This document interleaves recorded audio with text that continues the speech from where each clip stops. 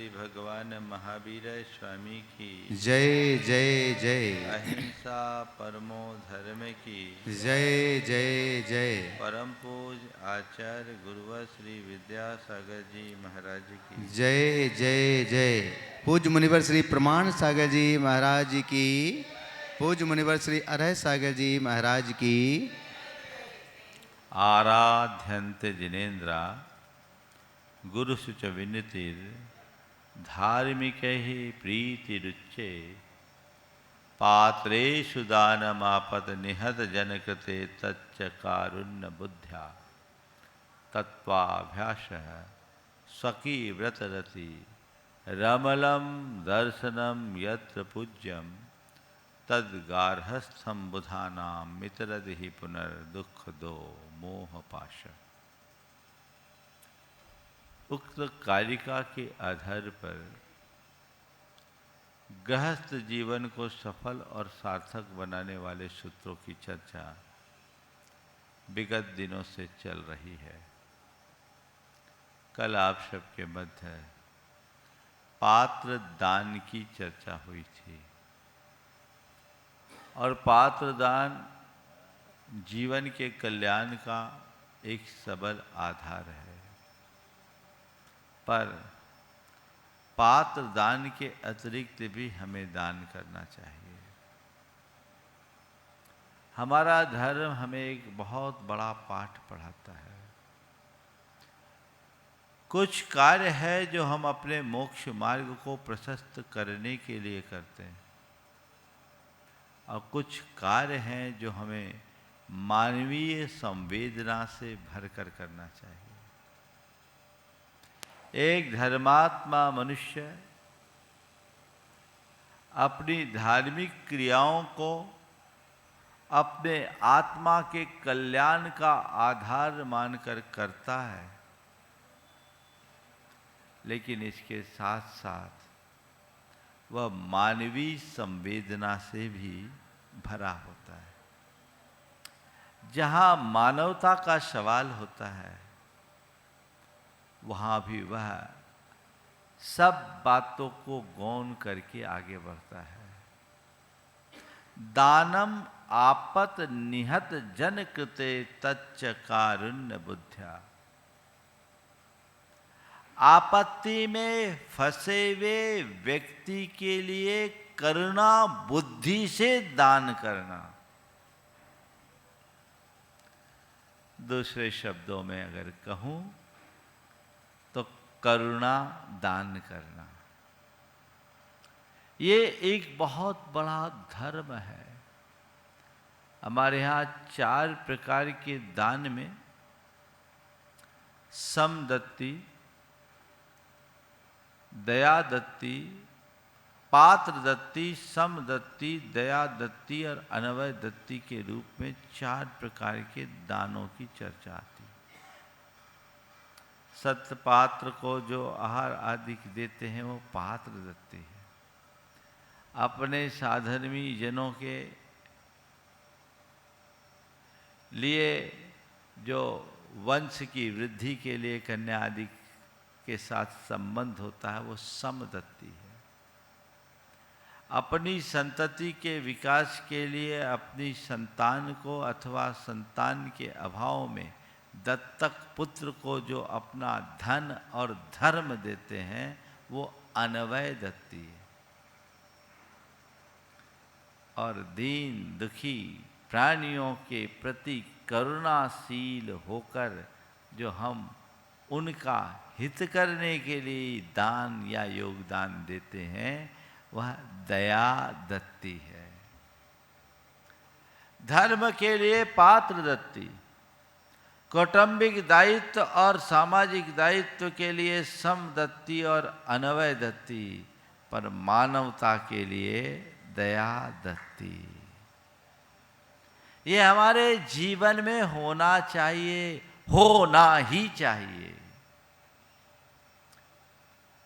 कुरल काव्य में लिखा है, जैसे सूखी धरती पर बोया गया बीज अंकुरित नहीं होता, वैसे ही जिस व्यक्ति का हृदय दया से आर्द्र नहीं है, उसके हृदय में धर्म का अंकुर नहीं फूटता। तो दया धर्मात्मा होने की पहचान है, क्योंकि जिसके हृदय में मानवता नहीं, उसके हृदय में धर्म भी नहीं।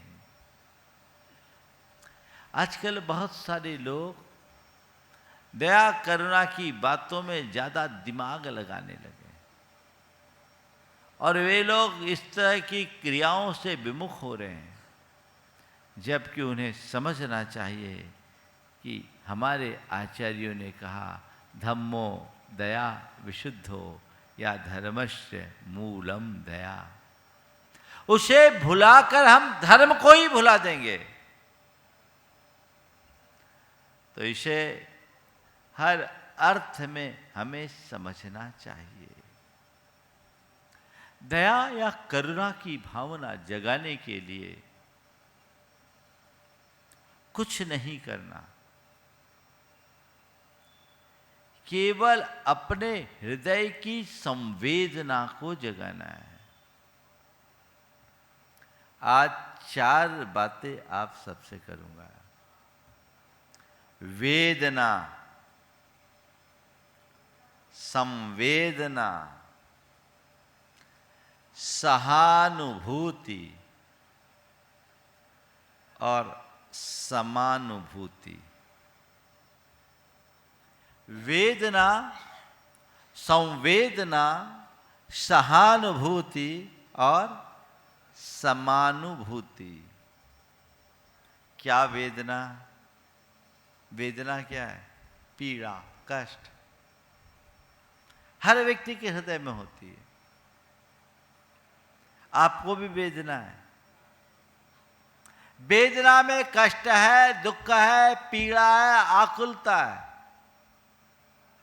ये क्या है? अपने कष्टों पर आंसू बहाना वेदना है और पराई पीड़ा पर द्रवीभूत होना संवेदना है।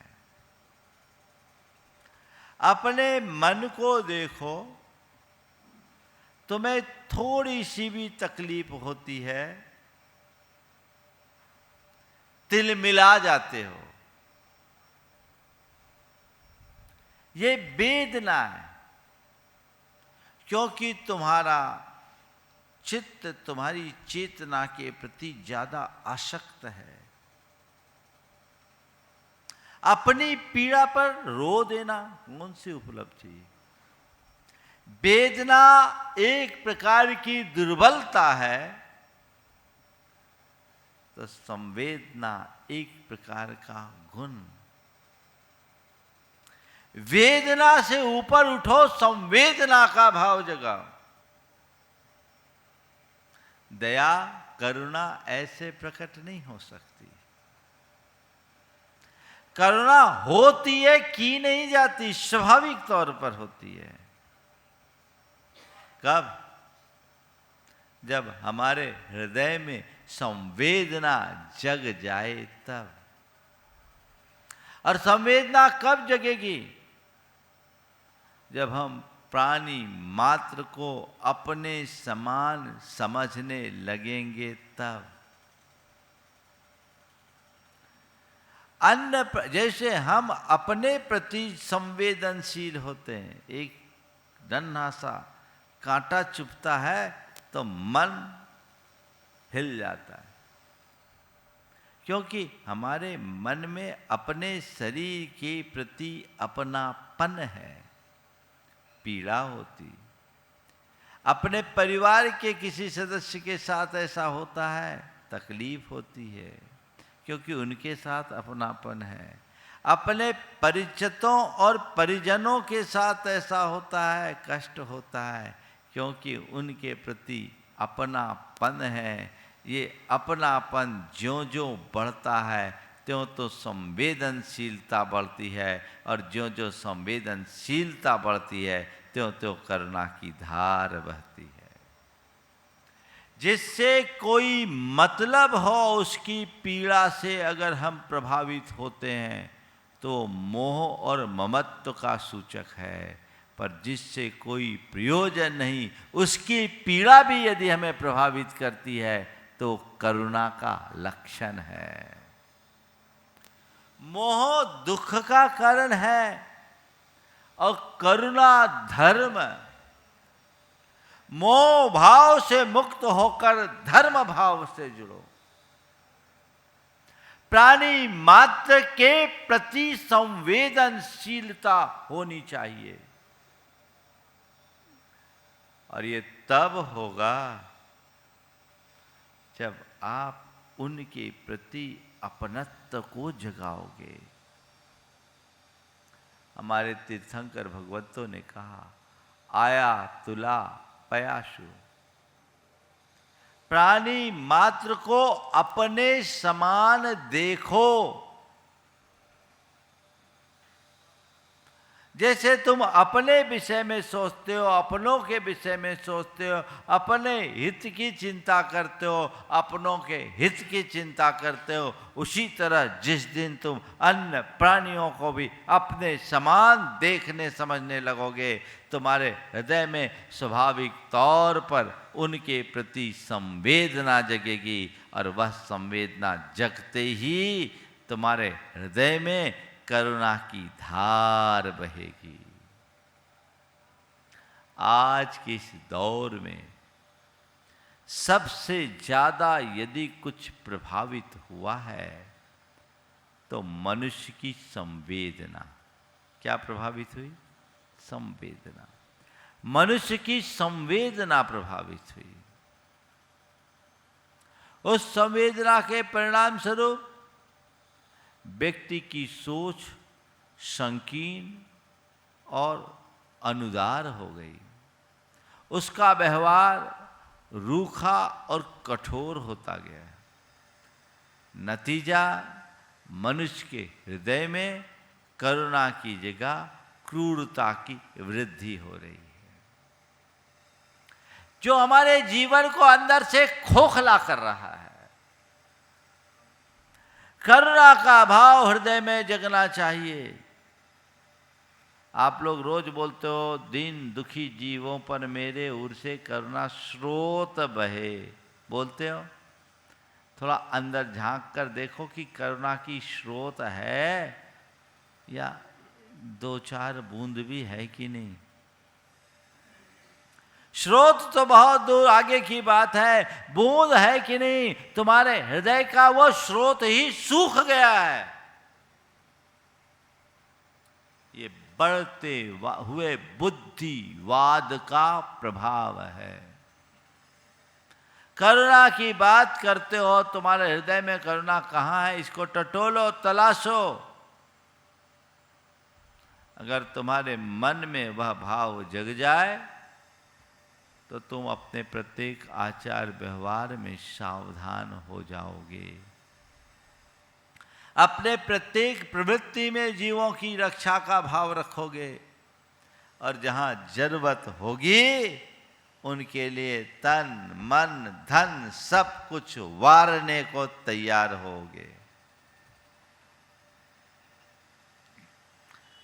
एक बार की बात, इसी तरह की बात चल रही थी। एक महाशय अपने व्याख्यान में बात कर रहे थे इस व्यासपीठ पे बैठ के। अरे करुणा की बातें भी विभाव है। हम किसी के कर्ता थोड़ी हैं। कोई जीव कष्ट पा रहा है तो अपने कर्मों से कष्ट पा रहा है। उसके कष्ट के निवारण का हम कार्य नहीं कर सकते। इसलिए करुणा का उपदेश देना या करुणा का भाव करना भी विभाव में रमना है। हमने कहा इस महान भाव को कौन समझाए? उससे ये पूछ तो ले कि ये जो तेरा उपदेश है ये स्वभाव में डूबकर है या विभाव में है। जो व्यक्ति ये उपदेश दे रहा है किस लिए दे रहा है? आप सबके कल्याण के लिए ना उपदेश दिया जाता है, तो वो भी उपदेश इसीलिए दे रहा होगा कि तुम्हारा कल्याण हो। तो दूसरों के कल्याण की भावना का नाम ही तो करना है। जब मैं तुम्हारा कल्याण कर ही नहीं सकता तो कल्याण का उपदेश क्यों दूं? तो सबसे पहले तो ऐसे शख्सों को अपना प्रवचन बंद करना चाहिए। ऐसे मति मूढ़ों के लिए क्या कहा जाए? मूढ़ ही है, मूढ़ मति है सब। बुद्धि कैसे उल्टी चलती है। माना मैं किसी का करता नहीं, ये सत्य है, लेकिन मैं किसी को बचा नहीं सकता, ये भी सत्य है, पर किसी को बचाने में निमित्त तो बन सकता हूं, और निमित्त बन करके भी बहुत कुछ कर सकता हूं। मैं किसी को मार नहीं सकता, ये भी सत्य है, पर मेरे निमित्त से कोई मर भी तो सकता है। यदि मैं सावधान हो जाऊं तब सब ठीक। अगर सब कुछ ऐसे ही हो जाए तो हमारे तीर्थंकर भगवंतों ने मुनियों को व्रत और समिति का उपदेश क्यों दिया? देख के चलो। क्यों देख के चलो? मैं किसी को मार ही नहीं सकता, जिसको मरना होगा मर जाएगा, जिसका मरना मेरे पैर के आघात से लिखा होगा वो मरेगा। न मैं मारने वाला हूं न बचाने वाला हूं। ऐसा उपदेश दिया क्या भगवान ने? विडंबना है। शास्त्र के मर्म को समझे बिना मन मानी व्याख्या का ये कुपरिणाम है। अपने को इन चक्करों में बिल्कुल नहीं पड़ना। जितना बने हम दीन दुखी प्राणियों की सेवा में अनुरक्त रहे। ये करुणा का भाव है। आचार्य कुंद ने करुणा के अभाव को मोह का चिन्ह कहा। अत्थे अजदा गहनम करुणा भावोय मनुत्रियेषु विषयेषु अपसंगो मोहस्तेदानि लिंगानि।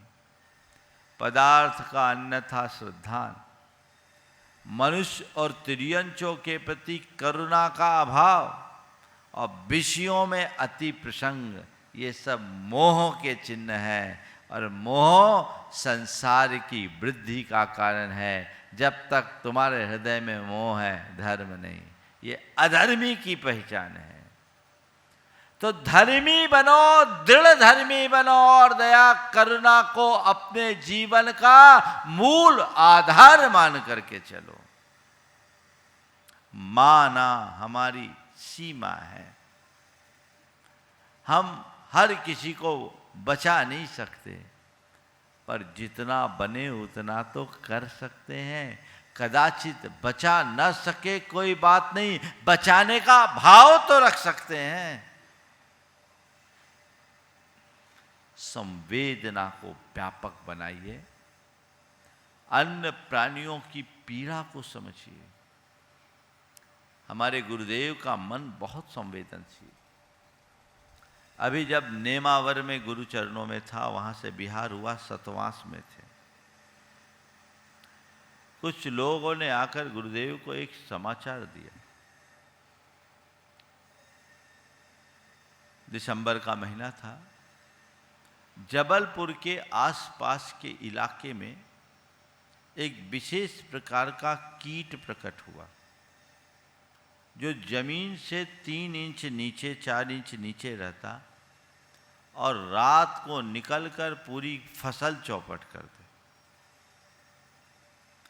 एक प्रकार का ईटी जैसी थी। गुरुदेव को बताया, गुरुदेव ने सुना। हम लोग शाम को आचार्य भक्ति के बाद जब गुरु चरणों में गए तो देखा गुरुदेव बड़े चिंतन में मग्न है, गंभीर। हम लोग थोड़ी देर बैठे रहे।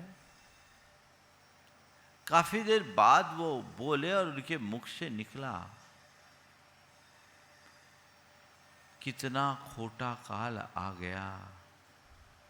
इस धरती का क्या होगा, इस धरती का क्या होगा। अपने ऊपर तो आई बड़ी सी बड़ी मुसीबत को भी मुस्कुराते हुए झेल ले, लेकिन केवल एक समाचार सुना कि ये ऐसा ऐसा हो रहा है, ये अगर इस तरीके से हो तो धरती पर क्या होगा। ये शब्द नहीं थे, उनके हृदय की करुणा थी जो उनके मन की पीड़ा पिघलने से निकली।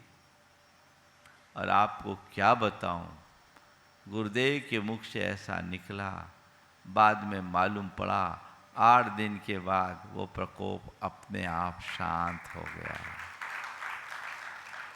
मैं इस बात को इसलिए नहीं कह रहा हूं, इस रूप में प्रचारित भी नहीं करना चाहता कि आप कहो कि गुरुवर विद्यासागर के चमत्कार से ऐसा हो गया। आचार्य विद्यासागर को उनकी बाहरी शक्तियों से पहचानने की कोशिश ही मत करो। आचार्य विद्यासागर को पहचानना चाहते हो तो उनकी आध्यात्मिक विभूति और वैभव से पहचानने की कोशिश करो। मैं प्रसंग ये सुना रहा हूं उनकी करुणाशील वृत्ति को बताने के लिए। क्या दृष्टि उनके भीतर, कितनी उन्नत सोच उनकी। एक संत ऐसा सोच सकता है। साधारण लोग, हाँ भैया क्या करें, थोड़ी सी बात हो तो थोड़ी सी चर्चा तक अपने आप को सीमित कर लेते हैं, आगे नहीं बढ़ पाते।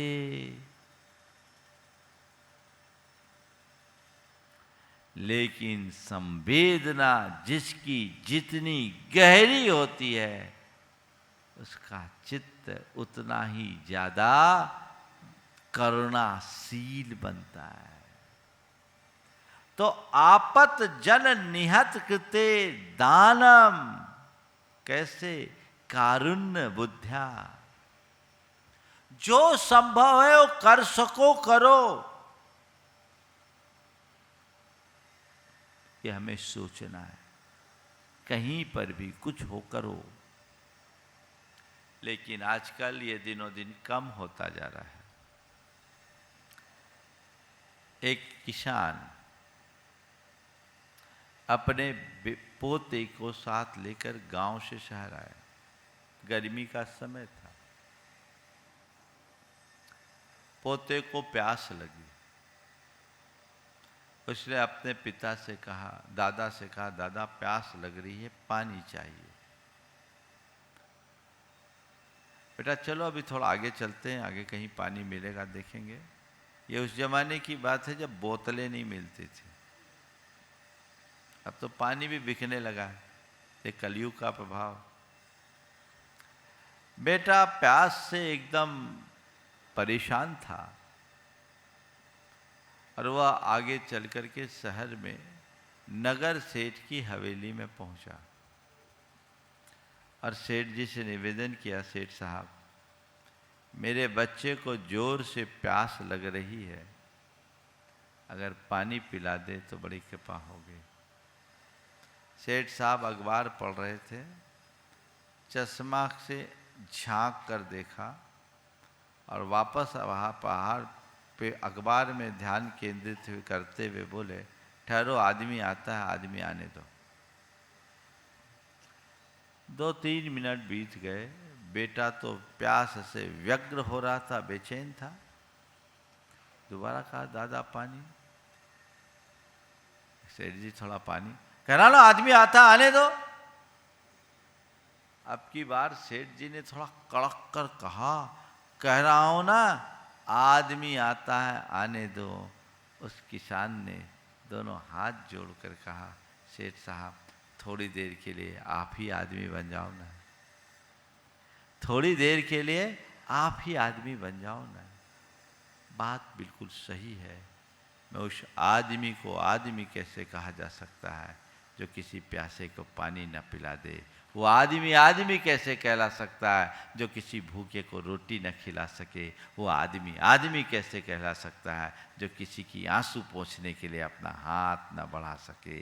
वो आदमी शकल से आदमी होगा, लेकिन आदमी के भीतर कोई जानवर बल्कि उससे भी बदतर कोई होगा। हम कहाँ हैं, किस दिशा में हैं, ये हमें गहराई से समझना है। और जब तक वह समझ हमारे मन में विकसित नहीं हो जाती, तब तक हम कुछ नहीं कर सकते। इसलिए वेदना नहीं, संवेदना। एक भिखारी एक सेठ के यहाँ गया, बोला सेठ साहब कुछ दे दो। सेठ बड़ा कंजूस था, आज तक किसी को 5 पैसा नहीं दिया। अब भिखारी कहा सेठ जी 3 दिन से भूखा हूँ, कुछ तो दे दो। बोला नहीं यहाँ कुछ नहीं, आगे चलो। सेठ जी आगे नहीं जाऊँगा, आप ही दो कुछ तो। भिखारी भी ऐसा वैसा नहीं था, ठान लिया था आज इससे कुछ लेके ही जाना है। सेठ ने कहा ठीक मैं तुझे दूंगा, पर एक शर्त है। बोले क्या? मेरी 2 आँखों में एक असली एक नकली, तू बता देगा कौन सी आँख असली तो मैं बता दूंगा, तुझे कुछ दूंगा।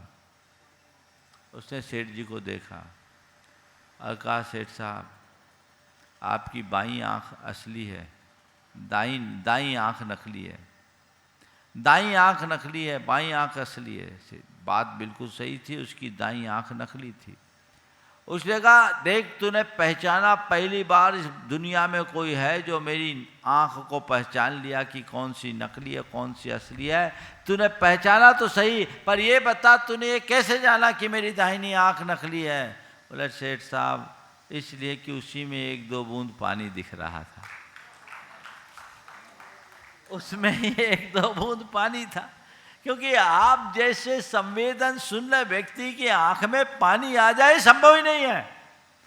मैंने सोचा ये नकली आंख होगी इसीलिए पानी, असली आंख में पानी नहीं हो। क्या कहूं, जिसकी आंख का पानी ही सूख जाए उसके लिए क्या कहा जाए। तो वेदना नहीं संवेदना हो, स्वयं के कष्टों के प्रति सहनशील हो, स्वयं के कष्टों के प्रति सहनशील बनो और दूसरों के कष्टों के प्रति संवेदनशील बनो। तुम जितना सहनशील बनोगे उतनी वेदना सहोगे, वेदना से अप्रभावित रहोगे, और जितना संवेदनशील बनोगे उतना करुणा के भागी बनोगे। बोलो क्या करना है? वेदना से पीड़ित होना चाहते हो या करुणा से भींगना चाहते हो? तय करो क्या करना है। हाँ, ये सूत्र स्वयं के कष्टों के प्रति सहनशील बनो और औरों के कष्टों के प्रति संवेदनशील बनो।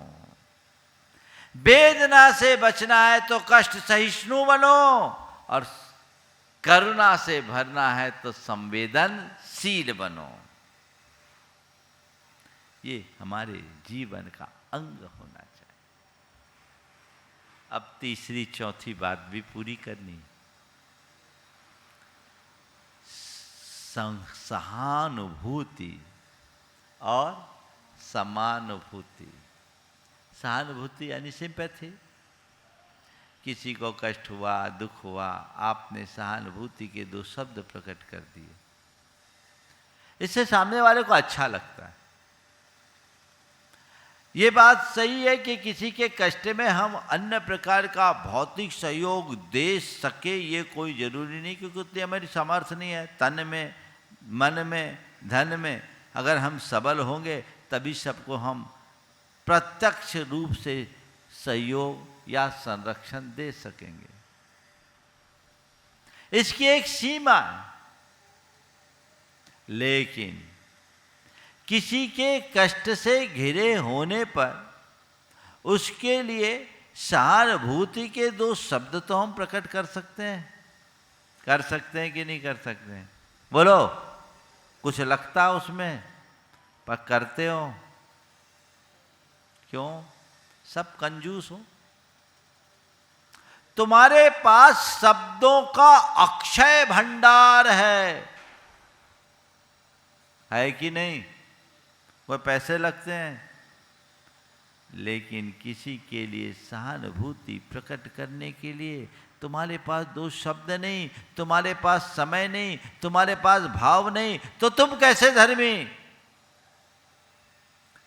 आज किसी के दुखते हुए रग में मरहम लगाने वाले लोग कम मिलेंगे, पर उस पर नमक छिड़कने वाले लोग ज्यादा मिलेंगे।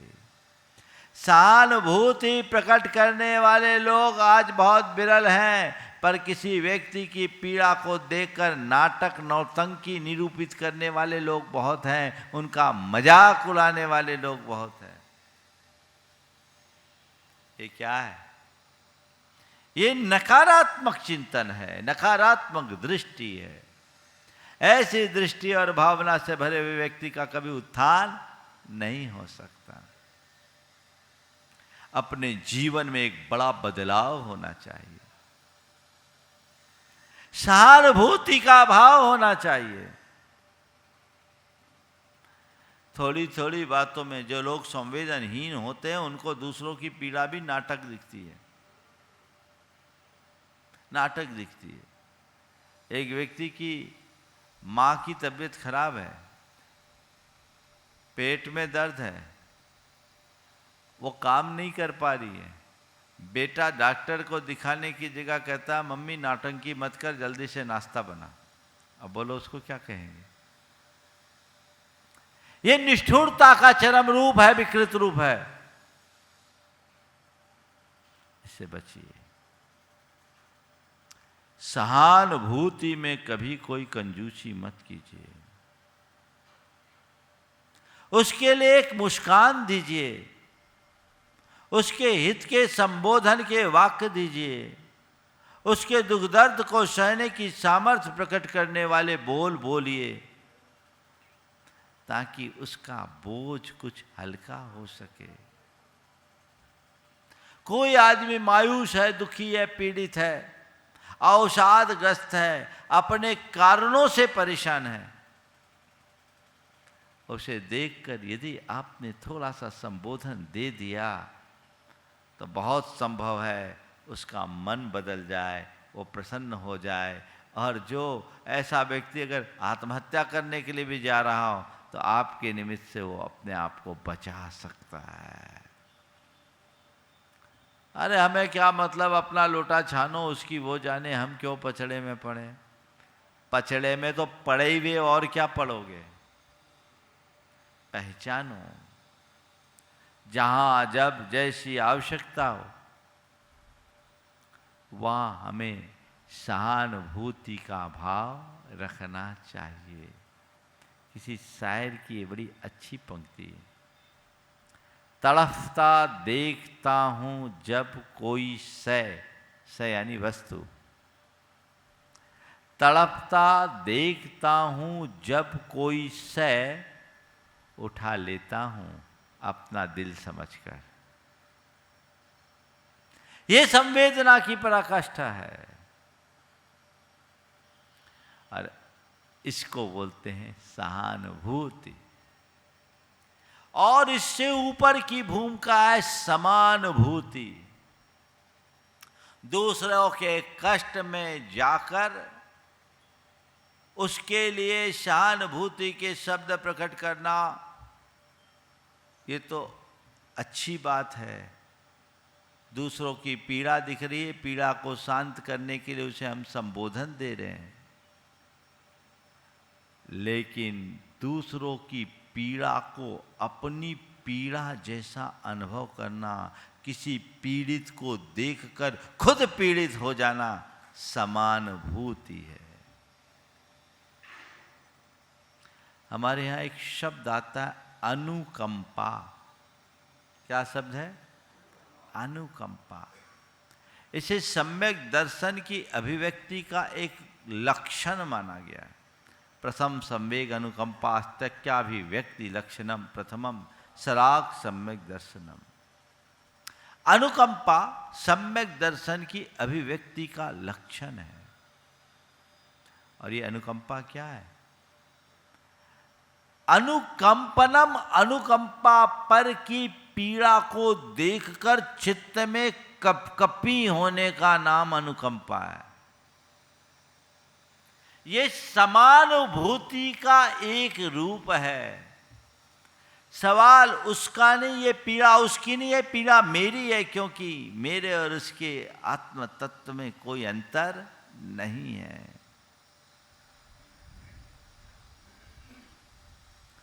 भगवान महावीर के जीवन काल में एक बड़ा कसाई था जिसका नाम था काल सौकरिक। क्या नाम था?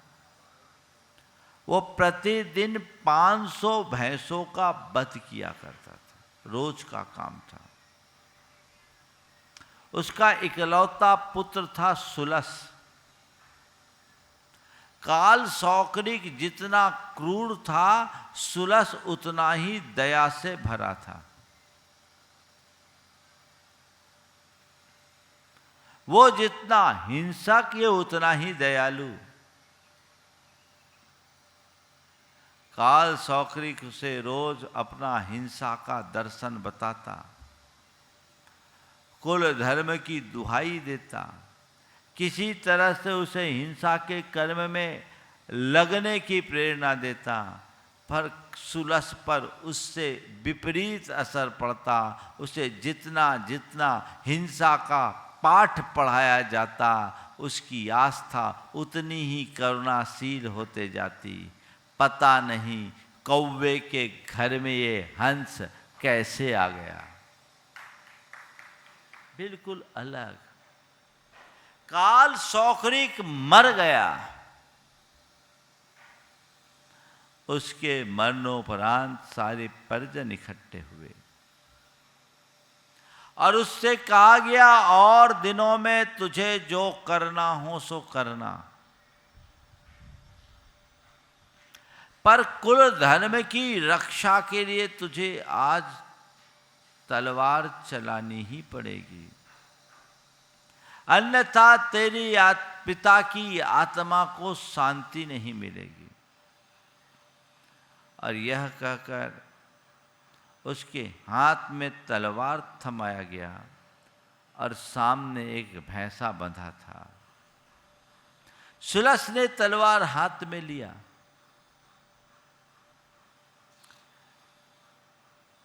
और भैंसे की आंख में देखा, जो कातर दृष्टि से दया की भीख मांग रहा था, और दूसरी ओर अपने परिजनों को देखा और कहा, ठीक, यदि अपने पिता की शांति के लिए और अपने कुल धर्म को निभाने के लिए तलवार चलाना ही जरूरी है, तो लो मैं तलवार चलाता हूं, पर इस भैंसे पर नहीं, अपने पैरों पर। इस भैंसे पर नहीं, अपने पैरों पर। और पैरों पर तलवार मारने को ही था कि पूरे परिजन लपक कर उसके हाथ पकड़ लिए और बोले, ये क्या कर लिया? अगर थोड़ी सी चूक हो जाती तो जीवन भर के लिए अपंग हो जाता। तूने क्या किया? सुलस ने कहा, मैं आपसे केवल इतना ही कहना चाहता हूं, मुझ में और इस भैंसे में क्या अंतर है?